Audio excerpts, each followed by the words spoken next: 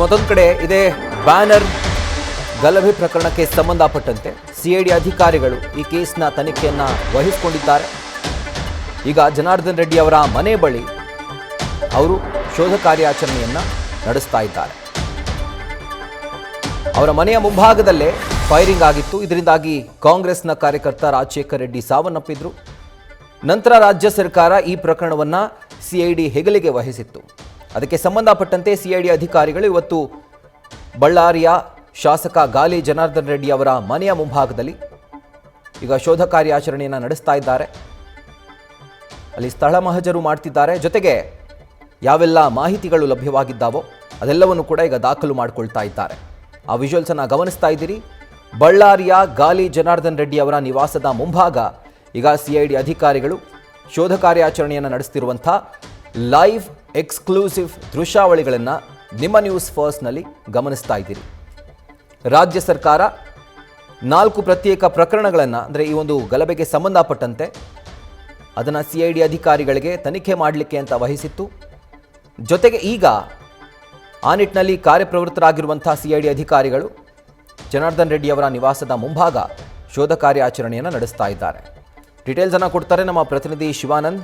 ಈಗ ಜಾಯಿನ್ ಆಗ್ತಾ ಇದ್ದಾರೆ. ಶಿವಾನಂದ್, ಈಗ ಮೊನ್ನೆ ಒಂದು ಟೀಮ್ ಬಂತು, ಪರಿಶೀಲನೆ ನಡೆಸಿತು. ಈಗ ಮತ್ತೊಮ್ಮೆ ಇನ್ನೊಂದು ಟೀಮ್ ಬಂದು ಈಗ ಜನಾರ್ದನ್ ರೆಡ್ಡಿ ಅವರ ನಿವಾಸದ ಮುಂಭಾಗ ಪರಿಶೀಲನೆ ನಡೆಸ್ತಾ ಇದ್ದಾರೆ.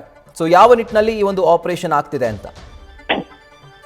ರಾಹುಲ್, ಮುಖ್ಯವಾಗಿ ಜನವರಿ 1ರಂದು ನಡೆದಂತ ಗಲಭೆ ಪ್ರಕರಣಕ್ಕೆ ಸಂಬಂಧಪಟ್ಟಂತೆ 4 ಕೇಸ್ಗಳನ್ನ ಈಗಾಗಲೇ ಸಿಐಡಿ ಅಧಿಕಾರಿಗಳಿಗೆ ವರ್ಗಾವಣೆ ಆಗಿರುವಂತದ್ದು. ಈ ನಿಟ್ಟಿನಲ್ಲಿ ಕಳೆದ 2-3 ದಿನಗಳಿಂದಲೂ ಕೂಡ ಬಳ್ಳಾರಿಗೆ ಸಿಐಡಿ ಅಧಿಕಾರಿಗಳು ಭೇಟಿ ನೀಡಿ ಪರಿಶೀಲನೆಯನ್ನ ನಡೆಸುವಂತ ಒಂದು ಕೆಲಸವನ್ನ ಮಾಡ್ತಾ ಇದ್ದಾರೆ.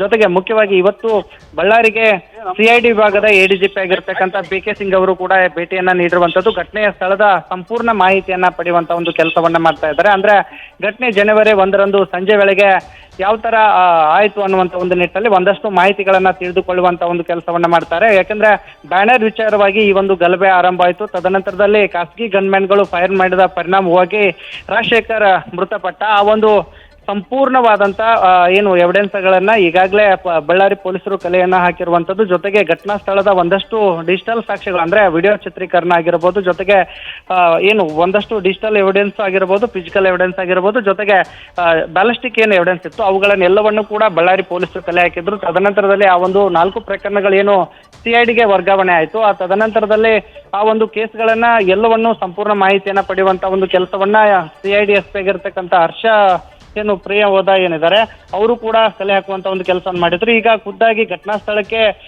ಎಡಿಜಿಪಿ ಆಗಿರ್ತಕ್ಕಂಥ BK ಸಿಂಗ್ ಅವರು ಕೂಡ ಭೇಟಿಯನ್ನ ನೀಡಿರುವಂತದ್ದು. ಜೊತೆಗೆ ಒಂದಷ್ಟು ಫೈಲ್ಗಳನ್ನ ತರಿಸ್ಕೊಂಡಿರುವಂತದ್ದು. ಅಂದ್ರೆ ತನಿಖೆ ಯಾವ ತರನಾಗಿ ಸಾಗ್ತಾ ಇದೆ, ಜೊತೆಗೆ ತನಿಖೆಯಲ್ಲಿ ಇರತಕ್ಕಂಥ ಏನು ಅಂಶಗಳಿದಾವೆ, ಜೊತೆಗೆ ಕಾನೂನಾತ್ಮಕ ತೊಡಕುಗಳೇನಿದಾವೆ ಅವು ಎಲ್ಲವನ್ನು ಕೂಡ ಈಗ ಮಾಹಿತಿ ಪಡೆಯುವಂತ ಒಂದು ಕೆಲಸವನ್ನ ಮಾಡ್ತಿರುವಂತದ್ದು. ಜೊತೆಗೆ ಈ ಘಟನಾ ಸ್ಥಳಕ್ಕೆ ಅಂದ್ರೆ ಒಂದಷ್ಟು ಏನು FIR ಗಳಾಗಿದ್ವು, ಅಂದ್ರೆ 4 ಪ್ರಕರಣದ ಸಂಪೂರ್ಣವಾದಂತ ಒಂದು ಫೈಲ್ಗಳನ್ನ ಈಗ ಘಟನಾ ಸ್ಥಳಕ್ಕೆ ತರಿಸಿರುವಂತದ್ದು. ಜೊತೆಗೆ ಆ ಒಂದು ಮಾಹಿತಿ ಏನಿತ್ತು ಅದ ಸ್ಥಳೀಯವಾಗಿ ಈಗಾಗಲೇ ಪೊಲೀಸರು ಅಂದ್ರೆ ಬುರ್ಸ್ಪೇಟೆ ಇನ್ಸ್ಪೆಕ್ಟರ್ ಆಗಿರ್ತಕ್ಕಂಥ ಮಾಂತೇಶ್ ಅವರು ಈಗ ಎಡಿಜಿಪಿ ಅವರಿಗೆ ಮಾಹಿತಿಯನ್ನ ಕೊಡ್ತಾ ಇರುವಂತದ್ದು. ಜೊತೆಗೆ ಘಟನಾ ಸ್ಥಳದಲ್ಲಿ ಸಿಐಡಿ ವಿಭಾಗದ ಏನು SP ಆಗಿರ್ತಕ್ಕಂಥ ಹರ್ಷ ಅವರು ಕೂಡ ಇರುವಂತದ್ದು. ಜೊತೆಗೆ ಖುದ್ದಾಗಿ ಆ ಒಂದು ಸ್ಪಾಟ್ ಗಳನ್ನ ವಿಸಿಟ್ ಮಾಡಿ ಅಂದ್ರೆ ಅಲ್ಲಿರ್ತಕ್ಕಂಥ ಏನು ಘಟನಾವಳಿಗಳನ್ನ ಸಂಪೂರ್ಣವಾದಂತ ಮಾಹಿತಿಯನ್ನ ತಿಳಿದುಕೊಳ್ಳುವಂತ ಒಂದು ಕೆಲಸವನ್ನ ಮಾಡ್ತಿರುವಂತದ್ದು. ಇನ್ನು ಅಂದ್ರೆ ಈಗಾಗಲೇ ಏನು ಒಂದಷ್ಟು ಏನು 4 ಕೇಸ್ಗಳಿದಾವೆ. ಈ ಒಂದು ಕೇಸ್ಗಳು ಕೂಡ ಈಗ ಸಂಪೂರ್ಣವಾಗಿ ಎಲ್ಲ ಮಾಹಿತಿಗಳನ್ನ ಅಂದ್ರೆ ಎವಿಡೆನ್ಸ್ ಗಳನ್ನ ಕಲೆ ಹಾಕುವಂತ ಒಂದು ಕೆಲಸವನ್ನ ಈಗಾಗಲೇ ಪೊಲೀಸರು ಅಂದ್ರೆ ಸಿಐಡಿ ಪೊಲೀಸರು ಕೂಡ ಮಾಡಿರುವಂತದ್ದು. ಇವುಗಳನ್ನ ತದನಂತರದಲ್ಲಿ ಇವತ್ತೇನು ಎಡಿಜಿಪಿ ಅವರು ಭೇಟಿ ನೀಡಿದ್ದಾರೆ, ಈ ಒಂದು ಎಲ್ಲ ಮಾಹಿತಿಗಳನ್ನ ಕಲೆ ಹಾಕಿಕೊಂಡು ಬೆಂಗಳೂರಿನಲ್ಲಿ ಒಂದಷ್ಟು ಸಭೆಗಳ ನಡೆಸ್ತಾರೆ. ತದನಂತರದಲ್ಲಿ ಒಂದಷ್ಟು ಜನರಿಗೆ ಈ ಒಂದು ಪ್ರಕರಣದ ವಿಚಾರವಾಗಿ ನೋಟಿಸ್ ಅನ್ನ ಕೊಡುವಂತ ಒಂದು ಕೆಲಸವನ್ನ ಮಾಡ್ತಾರೆ.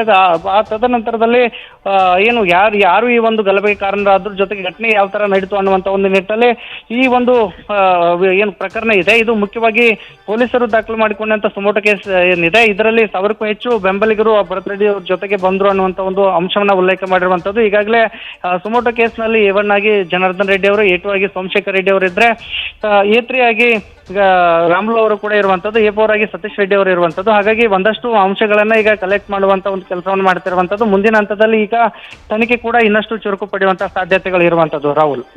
Right Shivanand, thank you ಡೀಟೇಲ್ಸ್ಗೆ.